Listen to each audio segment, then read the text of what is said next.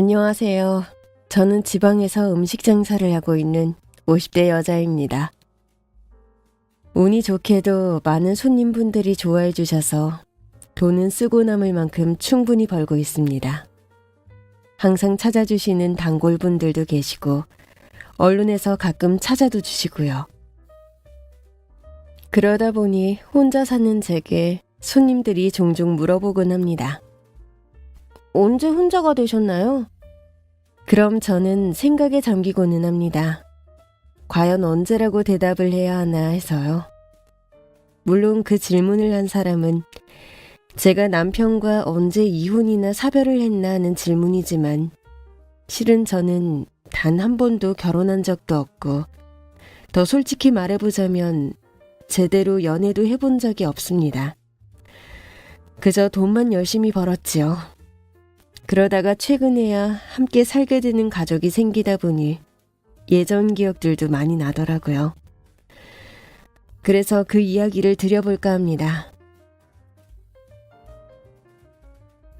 저는 부유하고 따뜻한 어린 시절을 보냈습니다. 아버지는 작지만 건실하게 사업을 하시는 분이셨고 어머니는 선량한 마음을 가지신 다정한 전업주부셨습니다. 저는 그런 부모님의 외동딸로 태어나서 사랑도 듬뿍 받으면서 어린 시절을 보냈습니다. 그런 저희 집에는 항상 식모 언니가 있었습니다. 그리고 그때는 그게 당연한 줄 알았죠. 저와 나이 차이도 그렇게 많이 나지 않는 식모 언니가 제 심부름도 해주고 제 짐도 들어주고 제가 놀러 다닐 때면 졸졸졸 따라다니면서 혹시라도 무슨 일이 생기지 않을까 챙겼었지요. 다른 집 언니들은 동생에게 짜증도 내고 물건을 뺏기도 하고 싸움도 한다던데 저희 집 식모 언니는 그런 일이 없었습니다. 그저 저한테는 무조건 참아주고 져주고 당해주고 그러다 보니 저도 참 식모 언니들에게 못되게 굴고 그렇게 살았습니다. 그냥 그런 시절이었습니다. 지금은 상상도 할 수 없는 일이지만 가난한 집에서는 입 하나 덜 자고 아직 성인이 되지 않은 어린 딸들을 식모라는 이름으로 다른 집에 일을 들여보냈었고 그럼 그 식모들은 학교도 다니지 않으면서 주인집 일을 도왔고 그러다 나이가 어느 정도 들면 주인집에서 혼수를 마련해서 적당한 남자와 결혼을 시켜주었습니다. 따로 월급을 주는 집도 있었고 아닌 집도 있었습니다. 그때는 일할 곳은 없고 사람은 많았으니 그런 일도 가능했겠죠. 언니, 내 공주 인형 어디 갔는데? 그거 빨아놓은 거 아니야? 근데 왜 없어졌어? 언니가 모르면 누가 가져간 건데? 아, 왜 그것도 몰라? 당장 찾아오라고, 당장! 아까 놀이터에 두고 온 거 아니야? 그럼 우리 공주 인형이 거기서 혼자 울고 있을 거 아니야? 당장 가서 가져오라고! 얼마나 무섭겠어. 언니가 가서 가져오라고! 참 말도 안 되는 시비도 많이 걸었고 투정도 부렸고 못되게 굴었습니다. 그 언니들도 그때는 어렸을 텐데 한참 놀고 싶었을 텐데 제 뒤치다꺼리나 했으니 말입니다. 내가 놀 때 그 언니는 얼마나 놀고 싶었을지 나이가 들어서 생각하니 마음이 아플 뿐입니다. 어쨌거나 그렇게 저희 집을 거쳐간 식모 언니들은 참 많았습니다. 엄마는 그 언니들에게 잘해주는 편이었고 적당하게 몇 년 데리고 있다가 어느 정도 나이가 되면 좋은 남자를 수소문해서 결혼을 시켜주었습니다.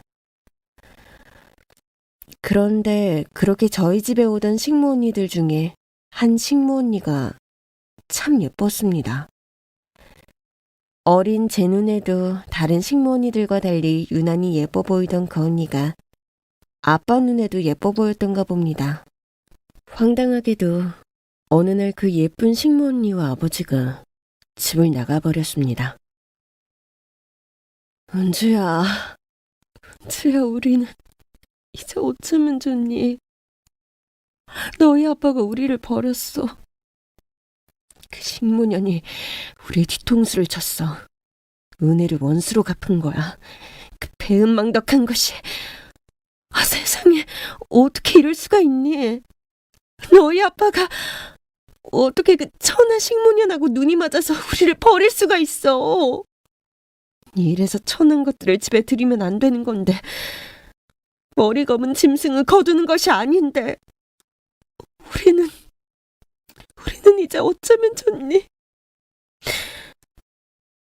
항상 상냥하고 마음이 여렸던 엄마는 아빠의 배신을 버티지 못했습니다. 모든 잘못을 아빠를 꼬여낸 그 식모 언니에게 돌렸습니다. 아빠가 아무리 바람이 나서 집을 나갔다고 해도 원래 어느 정도 살던 집이었으니 당장 망할 정도는 아니었을 텐데, 생활력이라고는 하나도 없는 엄마는 자기 연민에 빠져서 아무것도 하지 못하고 매일매일 울고 아프기만 했습니다. 은주야, 오늘도 아빠한테 연락 없니? 이상하다. 벌써 몇 달이 지났는데 아직도 그년하고 좋을 리가 없는데, 그저 얼굴하고 몸매만 반반한 년 뭐가 좋다고 아직도 끼고 있는 거니? 벌써 몇 달이 지났는데 왜 아직도 질리지가 않았을까? 그런 싸구려 년이 뭐가 좋다고. 네 아빠는 돌아올 거야. 우리한테 돌아올 거야. 그럴 수밖에 없을 거야. 아빠는 우리를 사랑하니까. 그러니까. 엄마는 그렇게 자기 연민에만 빠져서 어느 순간 절 돌보는 것까지도 잊어버렸습니다. 매일매일 아빠만 기다리며 아무것도 하지 않는 엄마를 대신해서 집을 챙기고 밥을 하고 살림을 하고, 그 모든 것이 제 일이 되었습니다. 한순간에 사랑받는 부잣집 외동딸에서 소녀가장이 되어버린 것이었죠. 그렇게 1년이 지나고 2년이 지나도 아빠는 돌아오지 않았습니다. 그리고 엄마는 요양원에 입원할 정도로 아무것도 하지 못하는 사람이 되었습니다. 그때쯤 저는 친척들의 도움을 받아 아버지를 찾아갔습니다. 야, 네가 여기가 어디라고 오니? 네가 여길 왜 와? 네가 아직도 네 아빠 딸 같아? 이젠 니네 아빠는 내 거야. 여기 내 배 나온 거 보여? 이제 이 뱃속에 있는 게 네 아빠 자식이야. 너는 네 아빠 자식 아니라고. 니네 아빠가 너 보고 싶었으면 벌써 너한테 따로 연락을 했겠지. 그런데 벌써 2년 동안이나 연락을 안 한 거 보면 모르겠어? 니네 아빠는 니네 엄마한테도 너한테도 다 질린 거야. 니네 버린 거라고. 그런데 너는 왜 아무렇지 않게 아빠라고 찾아오는 건데? 니네 아빠가 너 싫다잖니. 그런데 왜 찾아온 건데? 니네 엄마가 아픈 게 뭐, 그럼 병원 데려가. 요양원 데려다 놨다며. 설마 돈 필요하다고 온 거야? 진짜 뻔뻔하다. 니네 아빠는 이제 니네가 아니라 나랑 내 뱃속의 아이를 책임져야 하는 남자가 된 거라고. 그러니까 가. 가서 다시는 우리 앞에 나타나지 말라고. 아빠와 눈이 맞아 도망갔던 그 여자는 어찌나 당당하고 자신감에 차 있는지 말 한마디 제대로 못하고 돌아서야 했습니다. 더구나 그 여자 뒤에서 제 시선을 외면하던 아빠의 모습을 보면서 그때까지는 막연하게 나와 엄마에게 미안함을 가지고 있을 거라고 생각했던 제 믿음이 산산이 부서져 버렸습니다. 다시 또 그렇게 2년이 지났습니다. 집까지 팔아서 엄마 병원비 충당했지만 결국 엄마는 돌아가시고 말았습니다. 이제 엄마가 돌아가셨으니 장례를 치러야 했고 보호자라고는 아빠밖에 없는 상황이니 어쩔 수 없이 다시 아빠를 찾아갔지만 아빠는 그때 그 집에서 살고 있지 않았습니다. 마음은 급한데 아빠한테 연락할 길이 없으니 할 수 없이 경찰에 부탁했습니다. 그리고 그때서야 저는 아빠가 그 상간녀가 된 예전 식모와 외국으로 떠나버린 것을 알게 되었습니다. 예, 저는 그렇게 완벽하게 혼자가 되었습니다. 은주야, 넌 이제 어떻게 할 생각이니? 네 엄마 생각하면 아줌마랑 같이 지냈으면 좋겠는데 아줌마네도 아이들이 많고 목구멍이 포도청이라서 한 입 더 넣는 게 무섭다. 그래서 아줌마가 아는 집에서 집안일 봐줄 사람 구해달라고 부탁받았었는데 어떻게 너 그 집에 들어가서 지내지 않을래? 주인집 부부가 다 교수라서 점잖아. 집에서 일하는 아줌마도 이미 있어서 네가 하는 건 집안일보다 그 집 할머니 시중일 거야. 엄마 돌보면서 했던 거랑 크게 다르지 않을 건데 어떻게 너도 20살이 될 때까지는 어디든 들어가 있어야 하지 않겠어? 아빠가 멀쩡히 살아있는데 저를 짐처럼 보고 있는 친척집에 가기에 눈치 보였고 그렇다고 다 커서 고아원에 가기도 싫었습니다. 그럴 바에는 차라리 일해서 먹고 사는 게 낫지 싶었습니다. 그래서 그렇게 저는 한 집의 식모가 되었습니다. 어렸을 때는 도대체 어떤 사람들이 식모가 되어 어린 나이에 남의 집에서 일을 해주나 했는데 제가 바로 그 어린 나이에 남의 집에서 일을 하는 처지가 되어버린 것이었죠. 운이 좋았죠. 제가 식모로 가게 된 주인집은 부부가 모두 교수셨습니다. 남편분은 경제학과 교수, 사모님은 식품영양학과 교수. 저보다 2살 많은 아들도 공부를 잘해서 의대를 지망하고 있는 말 그대로 학자 집안이었습니다. 그 집에는 이미 집안 자비를 도와주는 분이 계셨지만 할머니가 노안으로 몸이 불편해지시면서 계속해서 누군가 옆을 지켜야 했고 그 일을 제가 하게 된 것이었습니다. 엄마가 돌아가시기 전 몇 년을 돌봤던 것을 좋게 봐주신 덕분에 일을 하게 된 것이었습니다. 저는 그 집에서 간단한 부엌 심부름 외에 할머니의 시중을 주로 들게 되었습니다.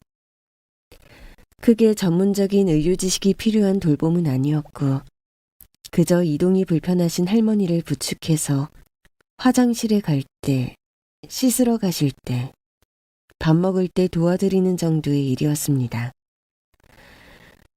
그러면서 계속 말동무를 해드리는 게 일이었죠. 할머니는 성격이 거친 분은 아니셨지만 워낙 집에서 누워 계시는 시간이 많다 보니 아무래도 답답해 하시는 일이 많으셨고 그래서 저는 시간이 되면 마당이라도 산책을 하실 수 있도록 도와드렸습니다.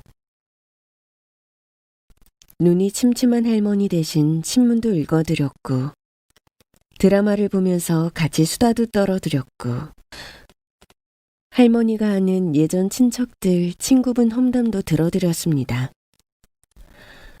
처음에 걱정했던 것보다 일은 의외로 쉽게 적응했습니다. 한동안 엄마와 둘만 있어서 그랬을까요? 식모로 들어간 집이지만 그래도 가족이 많이 늘어난 것 같아 오히려 좋았습니다. 주인 내외분들도 아들만 있는 집에 딸이 생긴 것 같다면서 귀여워해 주셨고 그러다 보니 나름 귀여움도 받았습니다.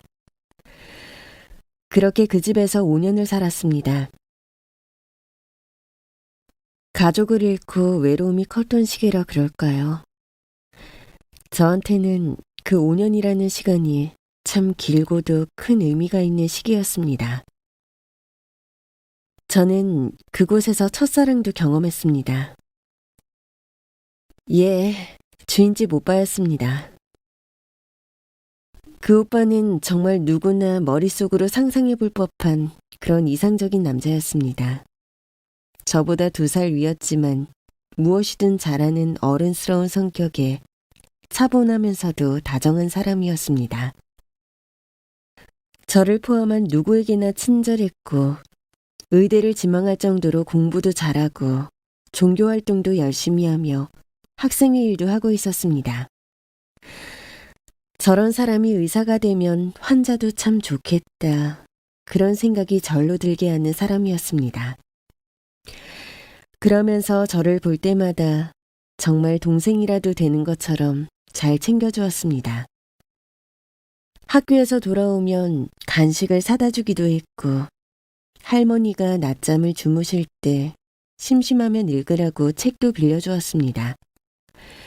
학교에 다녀야 하는 나이인데 그러지 못하는 게 안타깝다면서 언제든 시간이 나면 공부를 하라면서 자기가 공부하던 문제집을 주기도 했고 언제든 모르는 게 있으면 물어보라고 해주기도 했고 고민을 털어놓으면 조언도 아끼지 않았습니다.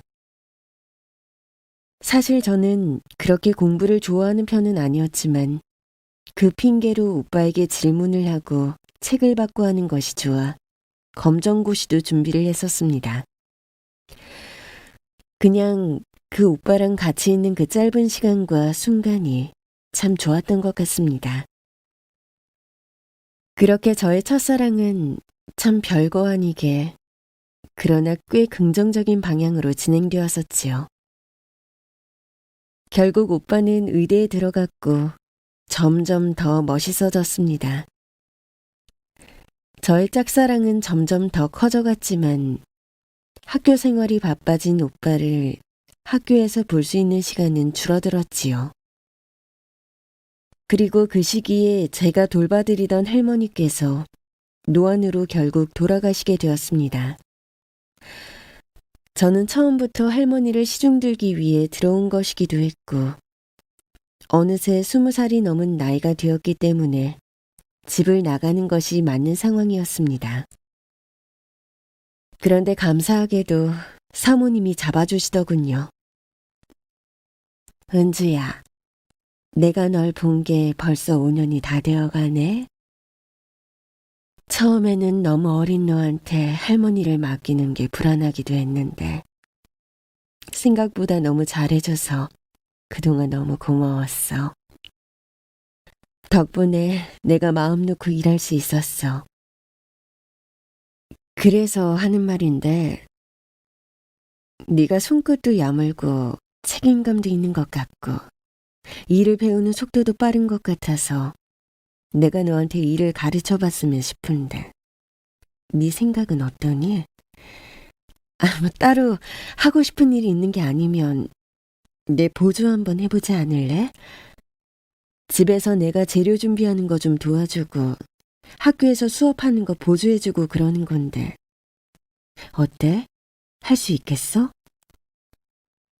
사모님은 저에게 그렇게 제안을 해주셨습니다.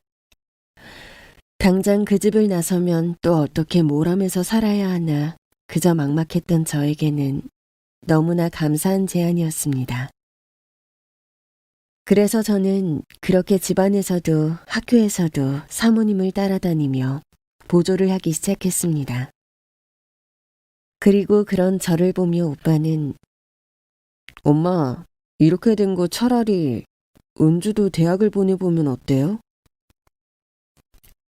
엄마랑 같은 전공을 하면 도와주는 것도 훨씬 체계적일 수 있을 거고 나중에 경력으로도 훨씬 도움이 될 거고요.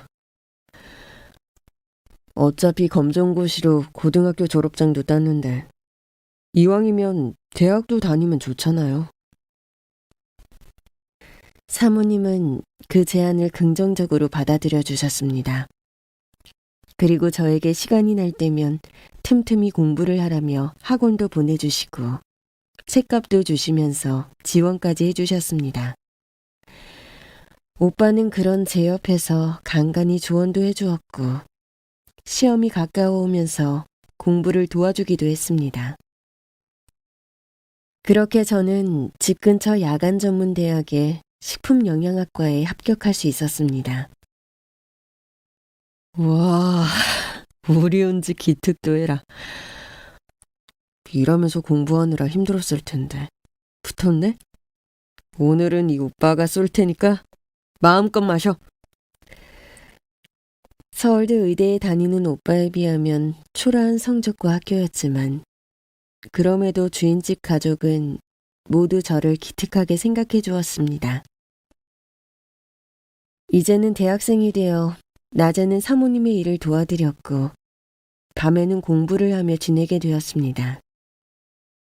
한 집에서 지내면서 한 집에서 자고 깨고 한 집에서 식사를 하고 그렇게 지내다 보니 정말 그 집 딸이라도 된 듯한 기분에 빠지기도 했습니다.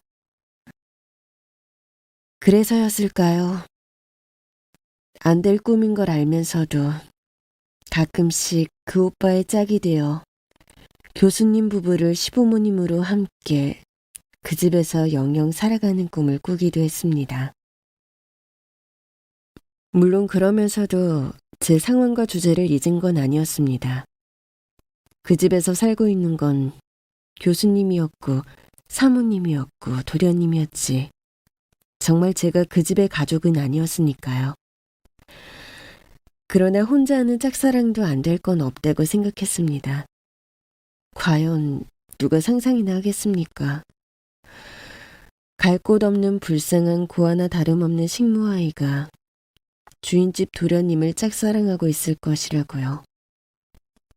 그저 그렇게 저만 알고 지나가는 철없는 풋사랑. 사랑의 열병이려니 했지요. 그러나 세상이 그렇게 제 마음대로 되는 것은 아니었습니다. 네가 우리 자기가 말하던 개구나? 내가 처음 이야기 들었을 때부터 이럴 것 같기는 했는데 역시 생긴 것부터가 여우네. 너 식무 주제 파악 못하고 여자인 척 굴면서 우리 자기한테 엄청 꼬리친다며? 무슨 공부도 알려달라고 하고 오빠 부르면서 밖에서 밥도 사달라고 하고 술도 사달라고 하고 따로 불러내기도 하고 말이야. 내가 그 얘기 듣고 완전 어이가 없어서. 너 진짜 공부에 관심이 있기는 하니? 없지? 그냥 어떻게든 치근대 보려고 수작 부리는 거지? 왜? 한 집에 같이 있으니까 정말 네가 가족이라도 될 수 있을 것 같아? 우리 자기가 말 좀 받아주니까 정말 너랑 뭐라도 할 수 있을 것 같아. 왜? 이러다가 우리 자기가 술이라도 취해서 들어오면 옷 벗고 덤비기라도 하게? 너 지금 옷 꼬라지도 봐. 이게 집에서 일하는 식무복장이니? 왜? 이럴 게 없으니까 그냥 몸뚱이 굴려서 신분 상승이라도 해보겠다는 거야?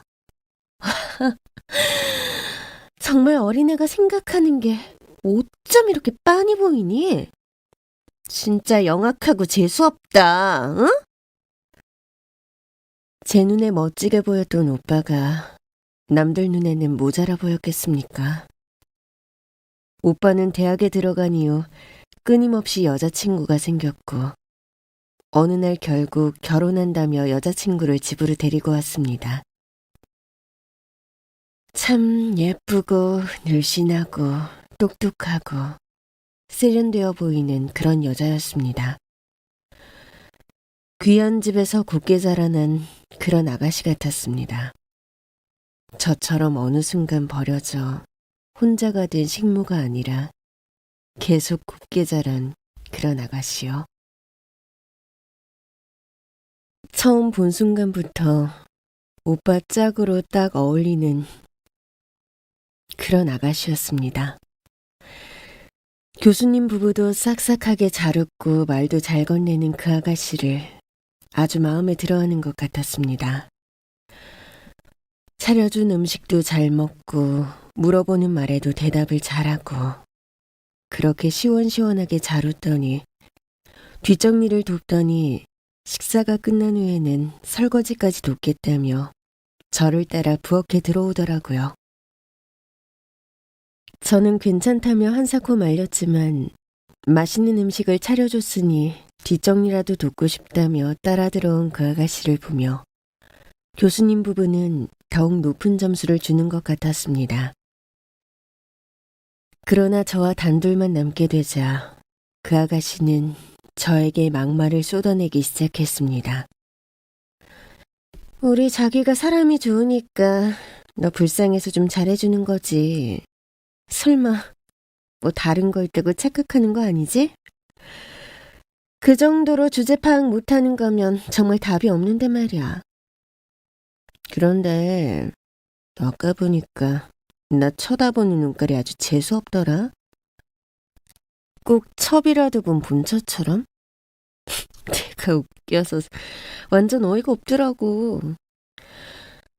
내가 시어머니나 시누이가 그러는 것도 웃길 것 같은데 집에서 일하는 식모년한테 그런 시선 받을 줄은 정말 상상도 못했거든.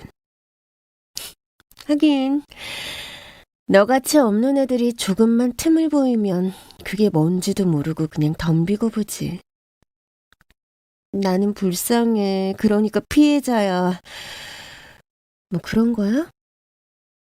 그러니까 그런 불쌍한 컨셉으로 우리 자기 옆에서 알짱거리면서 어떻게 해보려고? 야, 웃기지 마. 어림도 없어. 내가 그 꼴 볼 것 같아? 내가 그 꼴을 보느니 네 머리털을 다 뽑아놓는다. 어쩜 그리 고운 입에서 어쩜 그리 험악한 말만 내뱉는지요. 내가 뭘 했다고 이런 말을 들어야 하는지 어이가 없을 정도였습니다. 도대체 왜 이러시는 거세요? 제가 뭘 어쨌다고요? 제가 오빠랑 뭘요? 도대체 무슨 오해를 하시는 건지 모르겠는데 오빠랑 저랑은 그런 사이 아니에요. 그냥 같은 집에서 살고 있고 그냥 오빠가 좋은 분이니까 잘 챙겨주시는 거 저도 알아요. 설마 제가 무슨 다른 마음이라도 가지겠어요? 감히 그런 마음 어떻게 가지겠어요? 그런데 그 순간 그 아가씨가 갑자기 바닥으로 그릇을 집어던지더니 울음을 터뜨리더군요. 당황해서 무슨 일인가 하는데 은주씨, 아무리 제가 마음에 들지 않아도 어떻게 그렇게 말씀하실 수가 있어요? 저는 그저 은주씨랑 잘해보고 싶었던 건데요. 아버님이랑 어머님도 은주씨랑 한 가족처럼 지낸다고 하셨고 저 사람도 동생처럼 생각한다고 해서 저는 은주씨를 저 사람 동생이라고 생각하려고 했던 건데 왜 제 말을 오해하고 그러세요? 미안해요. 정말 그런 뜻은 없었어요. 미안해요. 용서해줘요. 그리고 우리 서로 말로 해요. 어떤 상황에서도 폭력은 옳지 않아요. 그러니까 그만해주세요. 네? 제발요. 제발요. 순간 무슨 정신병자를 보는 듯 했습니다. 그리고 놀라서 뛰어온 오빠와 교수님 부부에게 다음에 또 오겠다며 그대로 나가버리더군요. 그게 시작이었습니다. 그 후로도 그 아가씨는 집에 올 때마다 제가 있거나 없거나 꾸준하게 저를 욕했습니다. 자기는 너무나 착하고 저는 너무나 이상한 사람으로 말이죠. 어머님, 저는 은주씨랑 잘 지내고 싶었어요. 그런데 은주씨가 아무래도 저를 질투하는 것 같아요. 어머님은 모르시죠? 은주씨가 저와 둘만 있으면 욕을 하면서 오빠는 자기 거니까 꺼지라고, 헤어지라고 히스테리를 부려요. 어린 마음에 그럴 수 있다고 모르는 척 하려고 하는데 그게 잘 되지가 않아요. 은주 씨가 진짜 저 사람 동생은 아니잖아요. 피도 안 섞인 어린 여자가 같은 집에서 오빠가 좋다고 하고 있는데 어머님, 저 너무 걱정이 되고 신경이 쓰여요. 저 사람이 집에서 무슨 일이 있는 건 아닌지 밤에 잠도 잘 못 잘 지경이에요. 어머님, 이런 고민하고 있는 제가 너무 못난 거 알지만 그래도 이해해 주실 수 없을까요? 저는 솔직히 자신이 있었습니다. 그 여자가 아무리 저렇게 거짓말을 해도 절 믿어줄 거라고요. 제가 그 집에서 산 지가 벌써 7년이었는데 오빠와 결혼할 사람이라고는 해도 1년도 채 만나지 않은 여자의 그런 허무맹랑한 말을 믿느라 저를 이상하게 볼 것이라고 생각하지 않았거든요. 그러나 그것은 저의 착각이었습니다. 은주야, 미안해. 나도 네가 안 그런 아이라는 건 알지만 어쨌거나 너랑 내가 진짜 피를 나눈 남매는 아니니까 남들이 보기에 오해할 만한 것들이 있지. 그러니까 우리 조심하자. 괜히 남들 보기 불편한 상황 만들면 좋을 게 없잖아. 앞으로 호칭도 조심하고 같은 공간에 둘이만 있는 거 조심하자. 한 집에서라도 둘이 같이 밥을 먹거나 밖에서 따로 보거나 하는 건 절대 하지 말고. 혹시라도 내 여자친구가 올 때면 네가 자리를 좀 피해줬으면 좋겠어. 네 방에 들어가 있어도 좋고 더 불편하면 장을 보러 나가도 좋고. 오빠는 자신과 결혼할 그 여자를 선택했습니다. 사랑에 빠진 남자가 얼마나 어리석을 수 있는지 저희 아빠를 통해 너무나 잘 알고 있던 저는 너무나 억울했지만 받아들이기로 했습니다. 그러나 오랜 시간 절 옆에다 두고 딸처럼 돌봐주던 사모님마저 저를 외면했습니다. 은주야, 미안하다.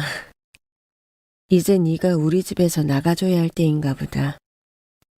나는 우리가 가족이라고 생각했는데 아니었나 봐.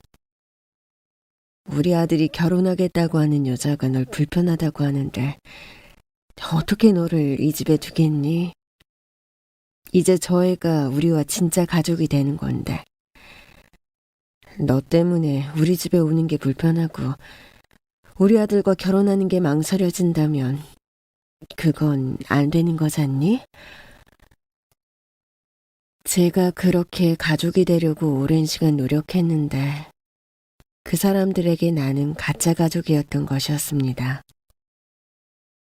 진짜 가족이 되려고 하는 사람이 나타나자 그리고 그 사람이 나를 싫다고 하자 바로 버려진 거였어요.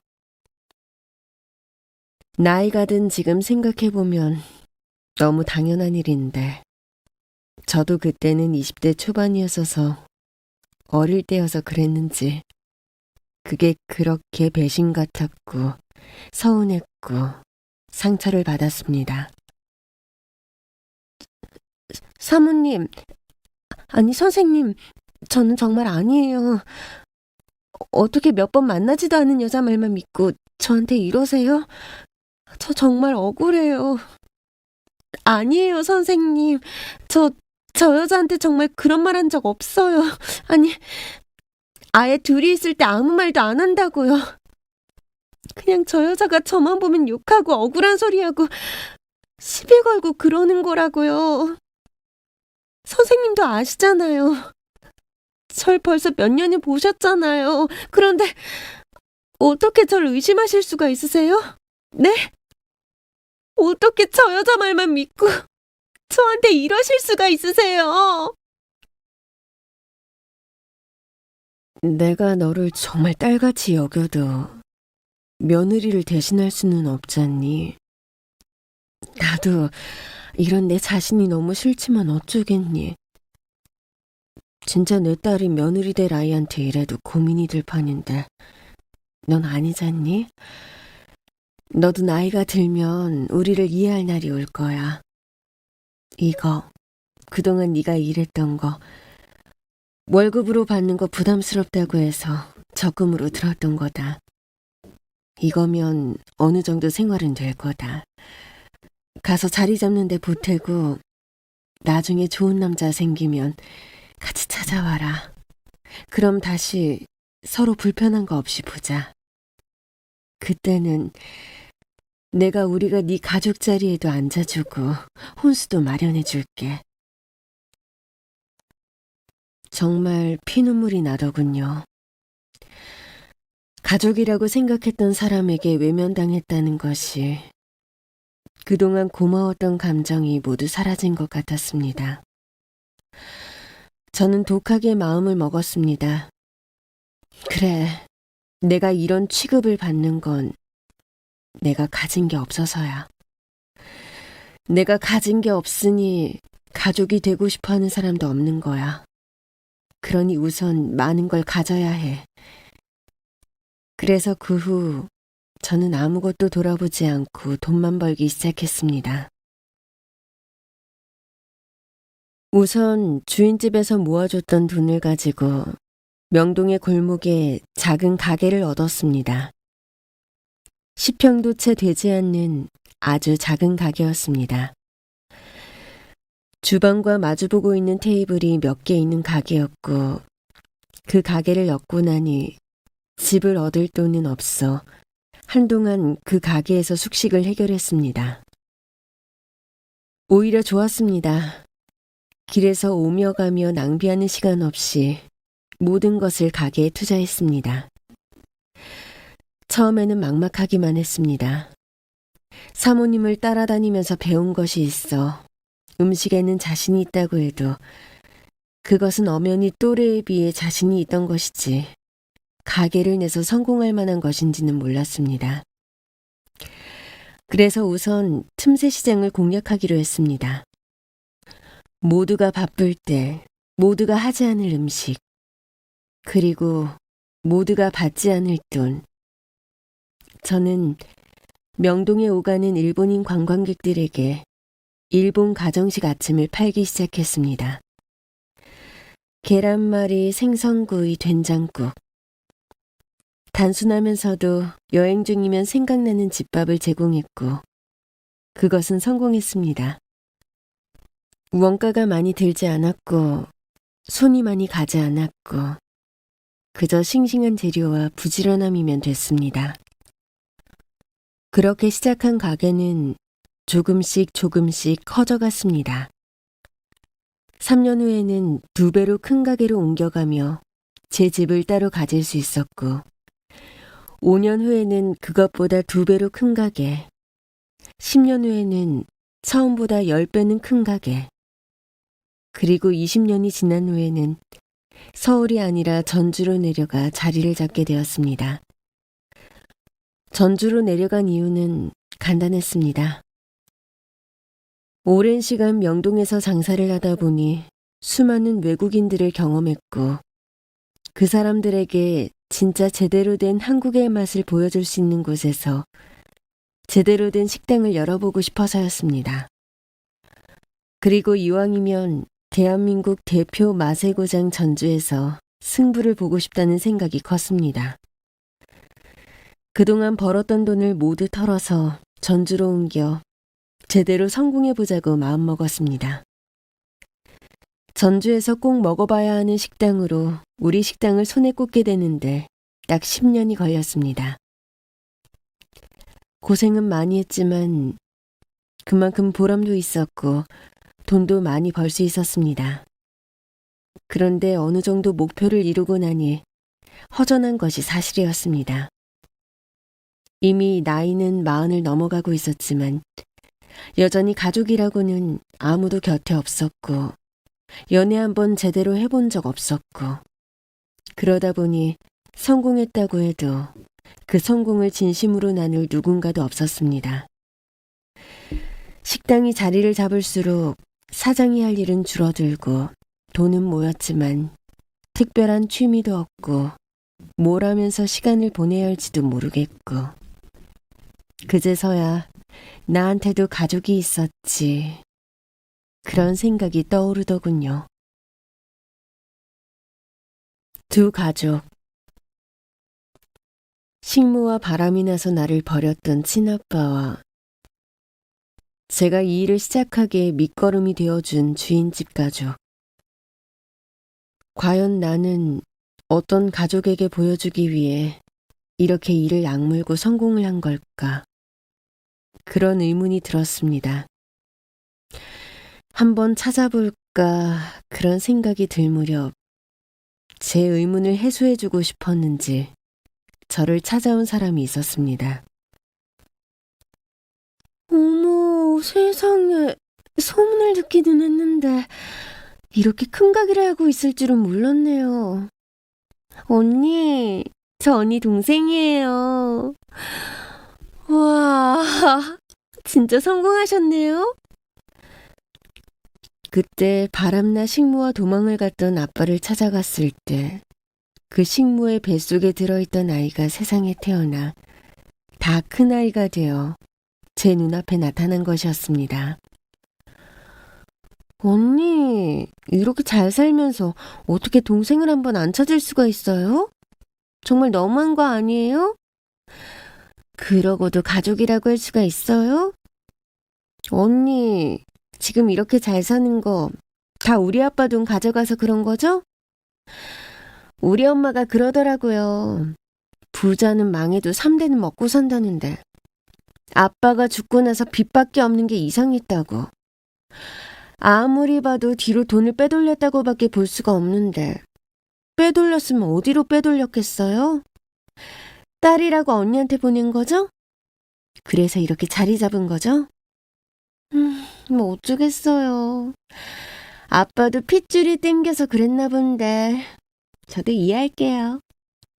이해는 하는데 그건 그거고 이건 이거죠. 나도 아빠 자식인데 아빠 돈으로 언니 혼자 잘 먹고 잘 사는 건 불공평하잖아요? 그러니까 이 가게 딱 반 나한테 줘요. 그러면 눈 감아줄게요. 아니면 지금이라도 소송 걸어서 이 가게 다 내가 뺏을 거예요. 갑자기 눈앞에 나타난 그 상간녀를 닮은 미친년이 미친 소리를 하더군요. 지금 뭐라는 거니? 우리 아빠 죽었니? 너 지금 나한테 그 말 한 거니? 아니, 왜 다 알면서 모르는 척 시침이에요? 왜? 돈 빼돌릴 때만 연락하고 자기 죽을 때는 연락 안 했어요? 엄마 죽은 장례도 혼자 치르게 했던, 그래서 혼자 살 길이 막막해서 몇 날 며칠을 울게 했던, 그래서 결국 남의 식모로 가게 했던 그 친부라는 작자가 죽었다는 소리를 들었는데 참 신기할 정도로 아무 감정이 들지 않더군요. 그래서 지금 그 사람이 죽었는데 너는 왜 나한테 와서 떠드니? 너랑 나랑 무슨 상관이라고? 물론 얼굴도 처음 보는 동생이라는 여자를 보고도 다른 감정이 생길 리가 없었지요. 나도 언니랑 상관없어. 그러니까 돈! 우리 아빠가 언니한테 빼돌린 돈 내놓으라고. 이 가게 차린 돈 내놓으라고! 나랑 엄마가 지금 아빠가 그 돈을 언니한테 빼돌린 덕분에 얼마나 힘들게 살고 있는 줄 알아? 우리 아빠 아플 때 병 가놓은 게 누군데? 왜 돈은 엉뚱한 사람이 다 가져가냐고! 돈 내놓으라고! 크게 고민하지 않았습니다. 손님들이 무슨 일인가 기웃거렸고 가게 종업원들이 걱정스럽게 저를 둘러쌌지만 친부란 사람이 내 손에 1,000원짜리 한 장 쥐어준 적도 없으니 무슨 상관이겠습니까? 저는 당장 경찰을 불러서 동생을 영업방해로 신고해서 끌고 가라고 했습니다. 나 그 잘난 내 친부라는 남자, 네 엄마라는 년이랑 바람나서 집 나간 이후에 딱 한 번 봤어. 그런데 그때도 네 엄마라는 년이 지랄하는 소리만 들었고 친부라는 사람은 입도 뻥끗 안 해서 목소리 한 번도 못 들었어. 그 후에 우리 엄마 돌아가셔서 장례식이라 찾았더니 이미 외국으로 날랐다고 하더라. 그 이후에는 돈은커녕 얼굴, 목소리 소식 한 번 들은 적 없어. 돈을 빼돌려서 나한테 보내줄 정도로 내가 애틋해? 그 정도로 날 사랑해? 그랬으면 내가 남의 집에서 식무살이 하면서 눈칫밥 먹고 안 살았겠지. 네 친부라는 놈이나 네 친모라는 년이나 사람들이면 나한테 뻔뻔하게 이러면 안 되는 거야. 그런데 두 사람이 뻔뻔하게 사람들 아닌 건 알고 있었는데 거기서 태어나서 그러니? 너는 아주 한술 더 뜨는구나. 네 아빠가 나한테 돈을 보내? 웃기고 있네. 소송? 그래, 소송해봐. 내가 단돈 1,000원이라도 받은 게 있으면 그대로 토해내 줄 테니까. 오히려 내가 니들 부모한테 양육비 청구 소송을 해도 모자랄 지경이야. 네가 니들 부모 보호 아래서 잘 먹고 잘 살 동안 내가 어떤 고생을 하며 어떤 눈치를 보며 살았는데 뭐? 꺼져. 그리고 다시 한번 내 눈앞에 나타날 때는 정말 나한테 사람 취급 못 받는 게 어떤 건지 당할 각오하고 나타나. 갑자기 나타나 억울한 소리를 하는 처음 본 동생에게 한바탕 해대고 나니 갑자기 슬퍼지더군요. 진짜 부모의 곁에서 사랑을 받고 자랐을 저 애가, 내 아빠를 뺏어가서 가족으로 지냈을 저 애가 왜 나한테 와서 돈 빼앗겼다고 억울한 소리를 하지? 와, 나는 정말 아빠란 사람이 있지만 없는 거였구나. 너무나 서러워지더군요. 그러고 나니 나에게 가족이 있어야 할 시간에 가족으로 있어준 사람이 누구인지 실감이 났습니다. 비록 섭섭한 마음에, 어린 마음에 그렇게 나와 다시 찾지 않고 있었지만 제가 학교에 다녀야 할 때 학교에 다닐 수 있게 도와준 분들, 제가 힘들 때 위로해준 분들, 응원이 필요할 때 응원을 해준 사람들, 나에게 집이 필요할 때 잠자리를 내어줬고 내가 독립하도록 돈을 모아주었던 것, 그렇게 해준 것이 진짜 나의 가족이 아닌가 그런 생각이 들었습니다. 저는 부랴부랴 다시 그때의 주인집 가족을 찾기 시작했습니다. 사실 찾으려고 마음만 먹으면 쉽게 찾을 수 있을 줄 알았습니다. 주인집 교수 부부는 학교만 찾아가면 알 수 있을 줄 알았고 오빠는 의사가 되어 있을 테니 병원으로 찾아가면 될 줄 알았으니까요. 그러나 대학에서도 병원에서도 주인집 가족의 흔적은 찾을 수가 없었습니다. 언제든 내가 원하기만 하면 찾을 수 있다고 생각할 때는 괜찮았지만 이제는 볼 수 없을지도 모른다는 생각이 들자 마음이 어찌나 급해지던지요. 저는 흥신소까지 동원해서 주인집 가족을 찾기 시작했습니다.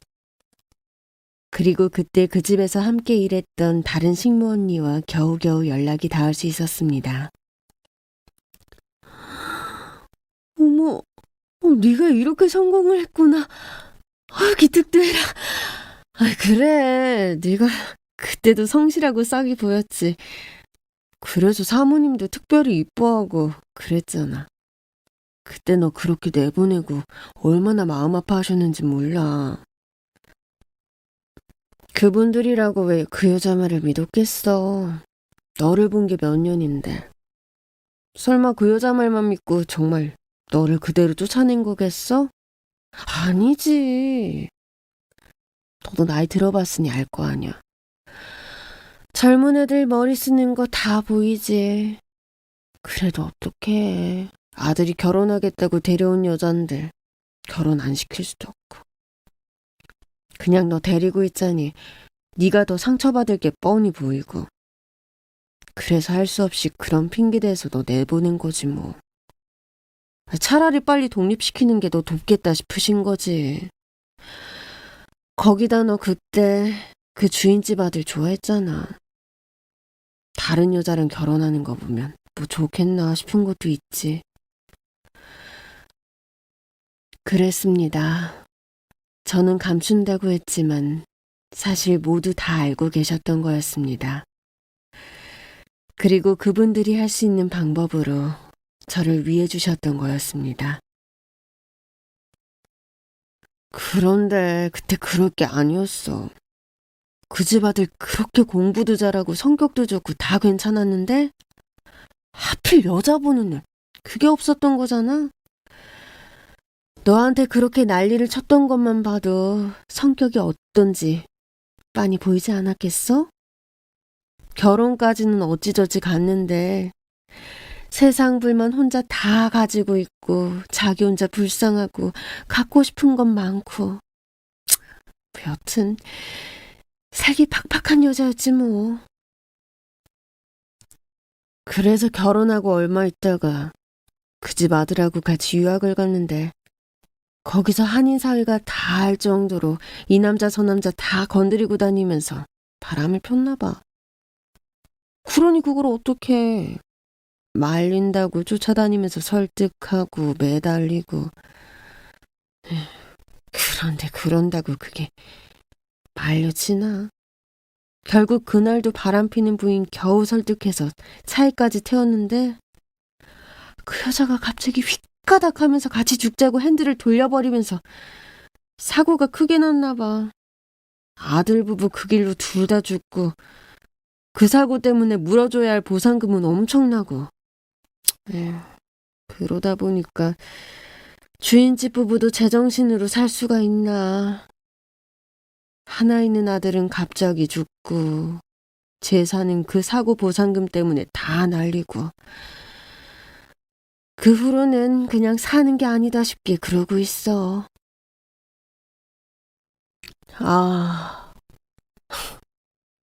당연히 잘 살고 계실 줄 알았습니다. 그래서 찾지 않았습니다. 제가 도와드릴 만한 일이 있는 걸 알았더라면 벌써 연락해서 최선을 다해 도와드렸을 텐데. 설마 그럴 것이라고 생각을 못했습니다. 저는 마음이 급해졌습니다. 이제는 학교나 병원을 중심으로가 아니라 요양원이나 복지관을 중심으로 주인집 부부를 찾기 시작했습니다. 그리고 결국 지방 허름하고 작은 단칸방에서 지내고 계신 두 분을 발견했습니다. 교수님, 이게 뭐예요? 이렇게 지내실 동안 왜 저 안 찾으셨어요? 진짜 저 가족이라고 생각 안 하신 거세요? 몸 아플 때 생각나는 거 가족밖에 없는 거 아니에요? 그럼 가족인 제가 생각나셨어야죠. 저 딸같이 생각하신 거 아니셨어요? 딸이 마음이 상해서 집을 나가서 연을 끊었으면 야단을 쳐서 찾으셨어야죠.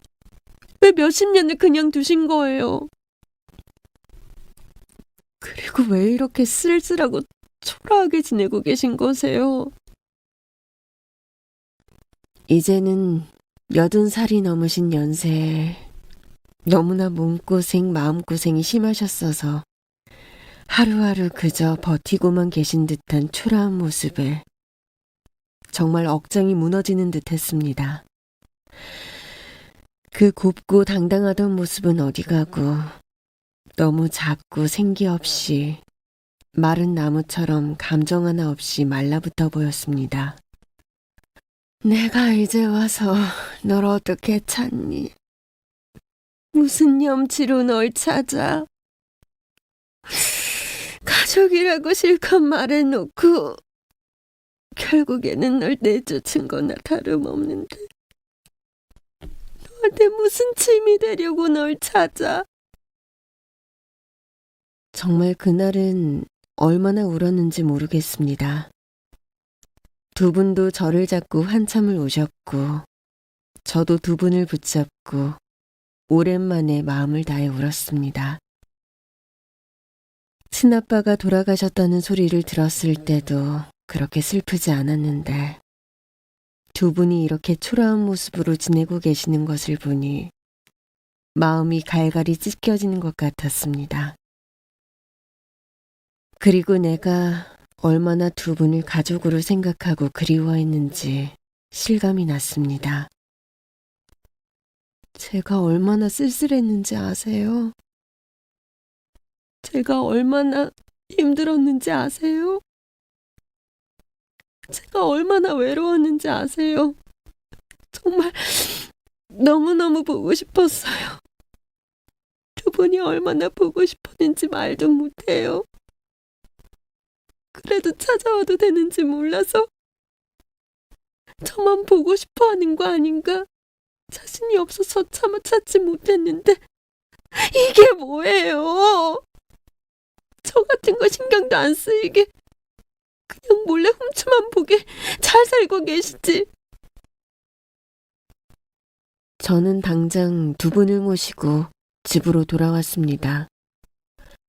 혼자 살면서도 언젠가는 늘어날지 모르는 가족을 위해서 꾸준히 방은 4개 이상인 집을 고집했었는데 이렇게 두 분을 모시고 올 날을 기다렸던 것인가 봅니다. 우선 당장은 제 방을 내어드리고 부지런히 두 분이 지낼 방을 꾸몄습니다.